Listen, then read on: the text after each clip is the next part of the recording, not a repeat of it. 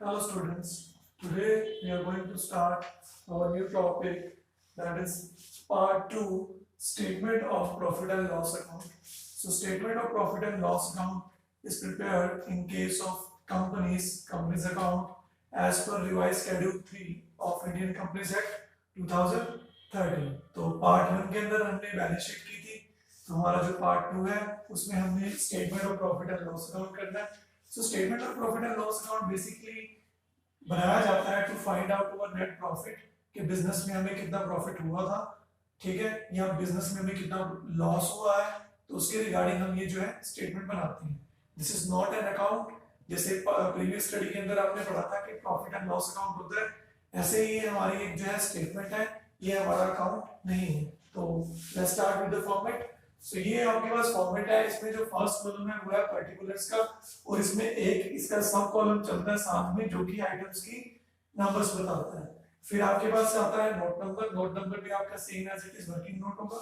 And then we have figures for the current reporting year, इस year का जो data है उसको हमने लिखना है। And this is figures for the previous reporting year. कई बार हमारे पास जो है 2 या मोर देन 2 इयर्स की ट्रांजैक्शन आ जाती है as in case of comparative statement, तो इसीलिए हम इसको एडवांस में कर लेंगे कि ये प्रीवियस ईयर का डेटा हम लिख सकते हैं इसमें। तो सबसे पहले इसके अंदर जो आइटम आएगी आपके पास, आइटम लिखने से पहले जिस कंपनी का आप statement of profit and loss account बना रहे हैं उस कंपनी का यहाँ पे नेम मेंशन होता है, name of the company, and जिस पीरियड का आप बना रहे हो वो यहाँ पे पीरियड मेंशन हो जाता है। For the year ending 31 March 2021 है, 20 है, वो जो भी whatever be the situation of the question, so हम वो लिख देंगे। सबसे फर्स्ट आइटम इसके अंदर आती है आपके पास, ऐसे लिखना फर्स्ट, और हमारे पास आइटम आती है revenue from operation.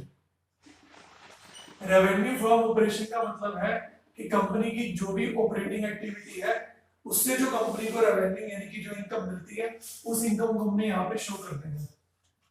Okay, and second हमारे पास आता है अदर इनकम। कंपनी को अपनी बिजनेस एक्टिविटी से एक्स्ट्रा जहां से भी इनकम मिलती है, लाइक कंपनी को इंटरेस्ट मिलता है, कंपनी ने पे इन्वेस्टमेंट की हुई है, डिविडेंड मिलता है, कंपनी ने किसी कंपनी के शेयर्स परचेज किए हैं, म्यूचुअल फंड में पैसा लगाया हुआ है, ठीक है, इन्वेस्टमेंट सेल की, उसमें जो प्रॉफिट हुआ, ये सब हम डिटेल्स में करेंगे। तो ये आती है आपकी अदर इनकम।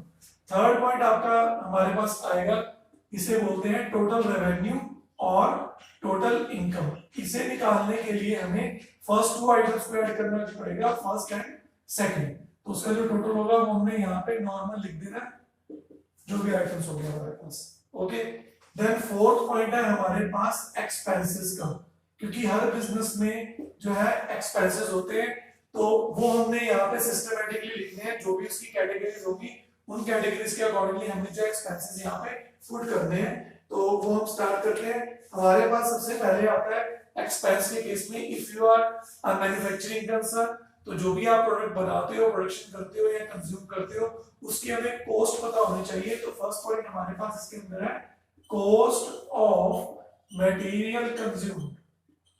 जो मटेरियल आपने यूज किया, कंज्यूम किया, उसकी कॉस्ट क्या है, ये मैंने जो है टोटल किया हुआ है।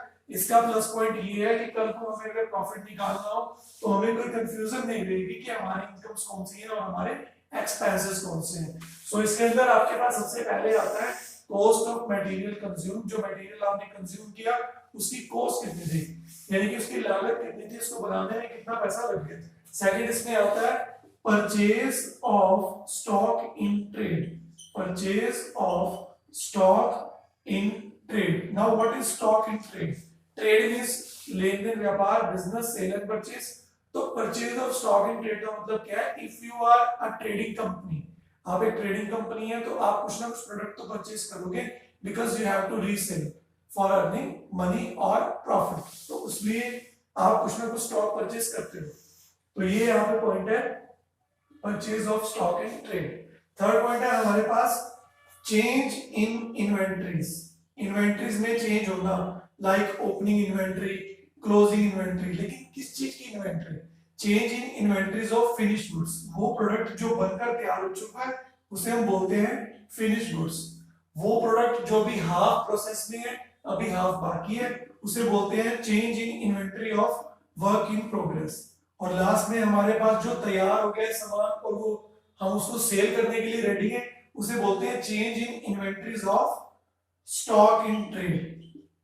जो प्रोडक्ट आपने सेल करना है उसकी इन्वेंटरी, ये सिंगल एक अकेला पॉइंट है, इसके अंदर तीनों पॉइंट कवर होते हैं। नेक्स्ट हमारे पास एक्सपेंस आता है एम्प्लॉइज बेनिफिट एक्सपेंसेस। एम्प्लॉय के बेनिफिट के लिए जो भी फर्म पैसा खर्च करती है, like salary, wages, perks, bonus मिलता है, प्रोविडेंट फंड मिलता है, सुपर एनुएशन फंड मिलता है, पेंशन प्लान होता है, रिटायरमेंट बेनिफिट्स होते हैं, वो सब इसके अंदर हम डिटेल में भी करेंगे। तो ये आपका आता है एम्प्लॉय बेनिफिट एक्सपेंसेस। फिर आपके पास आती है finance cost. Now what is finance cost? The cost of acquiring loan from bank और फ्रॉम अदर पार्टीज। तो उसमें जितना भी एक्सपेंस आता है उसे हम फाइनेंस कॉस्ट बोलते हैं। Okay, then we have depreciation and amortization. Now what is depreciation? Depreciation means fall in the value of tangible fixed assets. कोई भी tangible fixed asset है, अगर उसकी वैल्यू डाउन हो जाए तो उसे हम जो है depreciation कहते हैं। अगर कोई intangible asset है, अगर उसकी वैल्यू डाउन हो जाए नॉर्मल, तो हम उसे बोलते हैं amortization। दोनों आइडेंटिकल है बट दोनों डिफरेंट यूज होते हैं। डेप्रिसिएशन टेंजिबल एसेट पे लगता है और amortization हमेशा जो टर्म है वो इंटेंजिबल एसेट पे हम यूज करते हैं। Then we have other expenses. Other expenses में हमारे पास ऑलमोस्ट 25-30 एक्सपेंसेस हैं।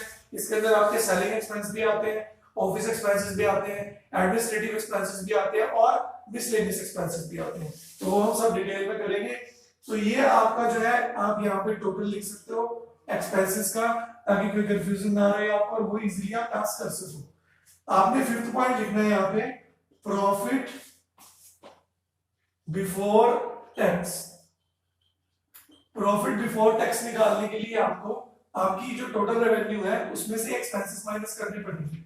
It means third item minus fourth item, तो यहाँ पे आपका प्रॉफिट बिफोर टैक्स आ जाएगा। इट मींस टैक्स देने से पहले वाला प्रॉफिट। तो उसके बाद हम सिक्स्थ आइटम में लिखते हैं टैक्स। जो भी इनकम टैक्स आपको पे करना है वो अमाउंट हम यहाँ पे लिख लेंगे। और जो लास्ट आइटम होगी इसकी सेवेंथ, उसमें हमने लिखना है प्रॉफिट आफ्टर टैक्स। इसको निकालने का फॉर्मूला होता है fifth item minus seventh item. जो आपकी ये फिफ्थ आइटम हुई उसमें से सिक्स्थ आइटम आप माइनस कर दोगे तो आपका यहाँ पे आ जाएगा प्रॉफिट आफ्टर टैक्स। यही आपको चाहिए होता है।